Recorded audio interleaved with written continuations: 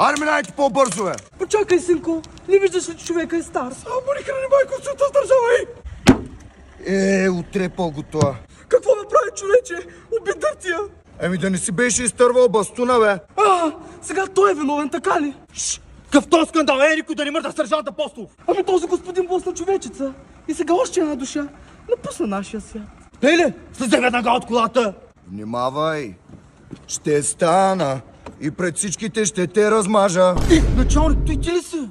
Не, аз съм на Египет фараона. Много ясно, бе! Вой, началник, да видях, че си ти... Отче, ти си виновен! Как така гледаш, Нико? Видяхте ти блъсна дядото! Не лъжи и ще гориш в ада! Айде към районното!